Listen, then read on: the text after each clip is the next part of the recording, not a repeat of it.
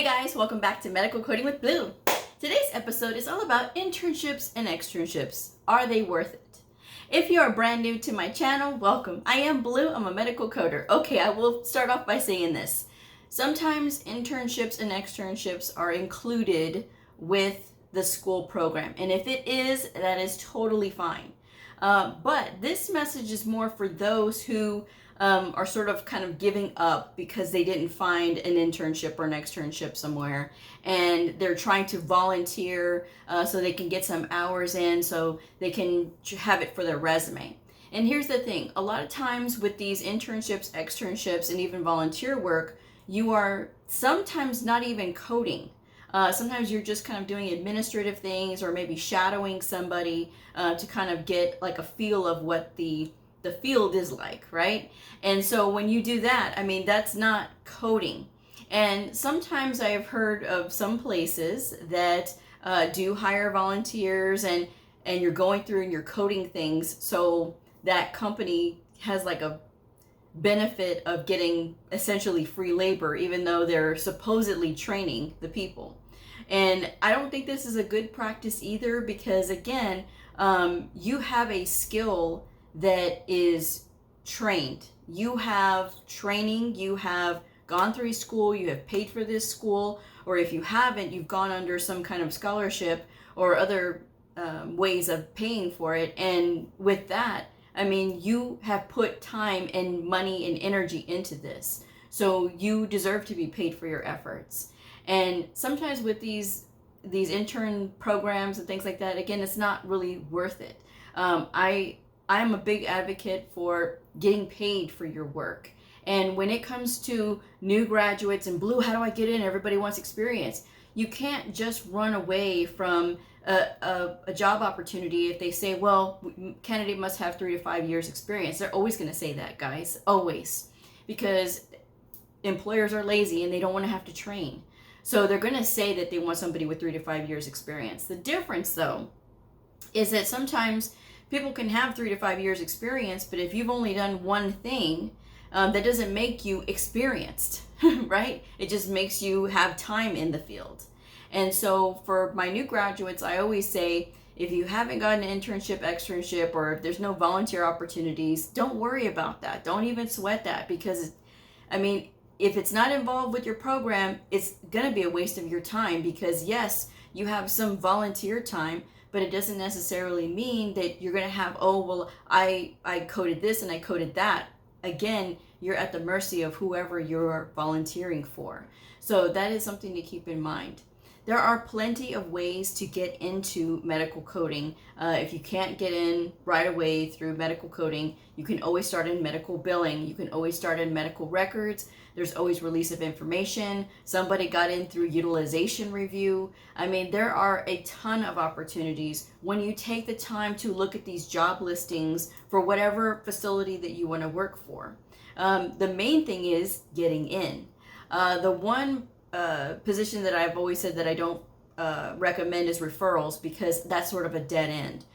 When it comes to having like hands-on with something related to coding, even though release of information is not coding, but it does deal with health information, and it does deal with privacy, which you have been trained for. So again, it is a skill that you have spent time learning. So this is a service that you can offer to this employer, right? And so with that, like I said, you should always look for places where you can work and where you can show your skill. And if you're telling me, well, Blue, nobody's giving me a chance and I've been applying everywhere, I'm always going to talk about the resume. I'm always going to say how important those resumes are, because if your resume does not accurately reflect the things that you know, your training, that is going to stop a lot of these employers from calling you.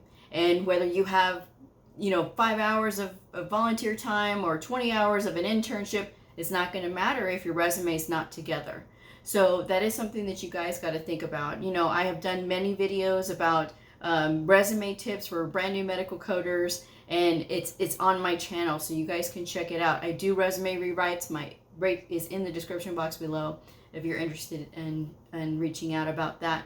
But that aside, guys, don't work for free.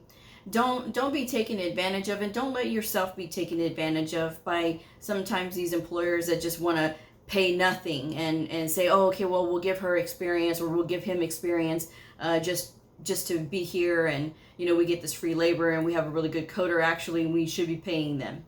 So that's what I'm saying, guys. It's not all about having to give so much. And I see that a lot in a lot of brand new coders. They think, well, if I get a bunch of credentials, I'm going to get hired faster, and it does nothing. It does nothing. It does not get you hired faster. Employers are not looking for candidates to have multiple credentials, okay? If you look at the job listings, it says that candidate must have, CPC or CCS, CCSP, or CCA, and sometimes they'll say CPCA as well. So again, you have to be able to apply everywhere and not getting discouraged and not blaming your circumstances of, oh, I didn't get an internship. Because I've heard that. People write in and say, well, Blue, I didn't get an internship, so I gave up. Because you didn't get an internship, but you took the test and you went through the school program and everything, and you just kind of threw it away. Well, no one wanted to give me a chance in the internship. You got to try a little bit harder than that, folks.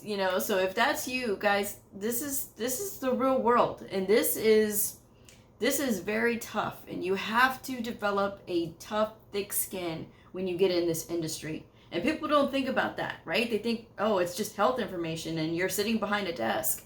It's a lot more to it than that. We have to have so much more talent, and we have to have so much more skill, and we have to have a certain toughness, and we have to be professional, and we have to do all of these things all at the same time.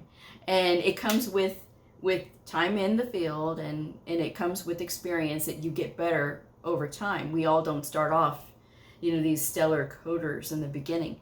Sometimes it takes a minute. So again, I would say that if you're looking for opportunities, look for some place that's going to pay you. Go to the temporary agencies. Now, sometimes people will tell me, Blue, I went to the temp agency. If you are going to like a regular, like a manpower place, like where they hire like day laborers, that's the wrong place for you to be. That's not the place that I'm talking about. I'm talking about temporary agencies that specialize in medical professions. Now, when you Google temporary agencies for medical professionals, a lot of them pop up, and it surprises me how many there are in like big cities. So if you are near a big city, if you live in a big city, no matter where you are, you should Google and see what temporary agencies are available for medical professionals. So that way you can start out with a temp agency job. And if you say, well, Blue, I don't want that because I want a real job. I was the same way. I was the same way. And I said, I did not want to, do a temp job. I just wanted to get a real job and be in the real world. But that's not the way that this field works. So what I did was getting through to the temp agency, I was able to get on these assignments. And with that, those assignments that I was on, I worked at the Cancer Therapy Research Center, and I worked in a hospital doing profi coding, and I was able to put that on my resume. Oh, excuse me. And that made all the difference in the world. We have a lot of pollen today, so you can hear it in my voice. But so that's the thing. When you are out there and you are thinking, how am I going to get experience? You need to think about how are you going to get paid for your experience. And yes, you may have to start a little lower than you are normally used to, but I'm going to get into that on another episode about realistic expectations for medical coders, because I think some of you kind of need to hear something like that when you're starting out. I'm getting inundated with lots of emails from new people, and so this is how I'm kind of like thinking of what to talk about right now. And this was one of the hot topics, which was internships, externships, and how important are they? And should I work for free? And I say, no, you should never work for free. You should never put yourself through that. Sometimes people get lucky and they get wonderful opportunities working for free, and they're able to get a nice letter and things like that. And sometimes they're able to get really good experience because that's just the way that it is. But that's not every single time. And unfortunately, that's almost like a small occurrence. It's not always going to happen that way. So don't give up, guys. If you're out there and you're looking for a job, look for a job and know that they're going to reject you because you're brand new. But that does not mean that you need to give up. It means that you need to dig in and push harder, because that's the way that you're going to be able to find yourself a job, is by being persistent.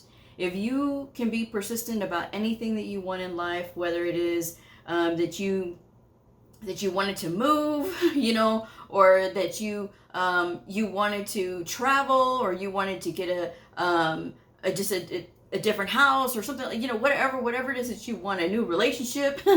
And, you know, people, when they make up their minds, they start attracting the things that they want. Well, it's the same thing with jobs, you know. If you are looking for a career, you've been trained in medical coding, and you say, well, you know, I think I need to change my approach because obviously maybe my resume's not working, or I'm not looking in the right places, or I'm not applying enough.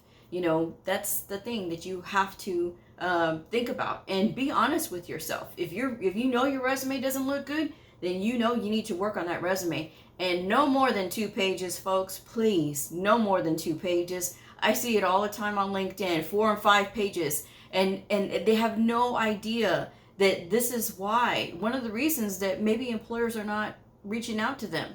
And if you're not saying all of your skills, what the things that you were trained in, that's also another thing. Like, well, Blue, I have no experience. It doesn't matter. You have training. You have training. So something to keep in mind, guys. That's something that I want you guys to know. And that's my message for today. And yes, it is a little short, but that is what my message is about today. Don't work for free. Don't worry if you can't get an internship or externship. It's all right. But just make sure that you are out there trying to actively find other ways to get in, you know, because that's the only way you're going to be able to break into this field. Unfortunately, it is so difficult. And there's a lot of misconceptions out there about people who have experience versus brand new medical coders. I have seen brand new medical coders run circles around veteran coders. And I wish employers would be able to see that, because I think that a lot of talent gets wasted because people don't want to try as hard to be able to get in, you know, and sort of when they're doing the same thing over and again, then they're getting the same result. And it's just like, Blue, I've been applying, but are you doing the same thing over and over again? Because if you are, that's probably why you're still in that same kind of hamster wheel of, I can't find a job. Because trust me, I was there. And when I was applying and I was getting the door slammed on my face every single time, and finally when my mom was like, go back to the school and see what he says and talk to the principal. So I would talk to the principal, and he was like, hey, I have a friend at the temp agency. And that was how I was able to get in. And that's maybe a path for you, you know, if it's an option you haven't considered yet. But don't consider working for free when you have skill and talent, okay, that you can use. And if you're studying, great. If you stop studying because you passed your certification exam, you need to get back into studying, because it is so easy to forget. I get emails monthly that say, Blue, I passed my certification exam last year. I've been applying and they finally called me, but I forgot how to code. What do I do now? You better hope that comes back to you very quickly. So that's what I'm saying, guys. It's no hidden secret. You have to continue to practice. If you don't practice, you're going to lose it. If you don't use it, you lose it. And that is the way that medical coding is. So if you are, you know, not studying and you're just, you know, upset because you can't find a job, you got to keep studying. Get back into that book. Get back into whatever practice book you were using. Look at your coding guidelines. Look at your books. So that way you can stay familiar. Because trust me, it could be in the moment that you're not looking, and all of a sudden you get this call, hey, you know, can you come in for an interview? Okay, well, we want to ask you some questions about coding. And if you sit there like a deer in the headlights, you're never going to get in. Okay? So that's just my advice. That's what I'm going to leave it like that. But I hope you are taking it seriously and that you are taking the time to really look and to really get out there, and not just a halfway out there, and not just only applying to 3 or 4 places. You got to apply at a lot of places, 20, 30, 40, 50 places. That's all I got. All right, I'm going to wrap this one up. Thank you guys so much for joining me, and I will see y'all next time. Bye. Like, subscribe, and share. Bye.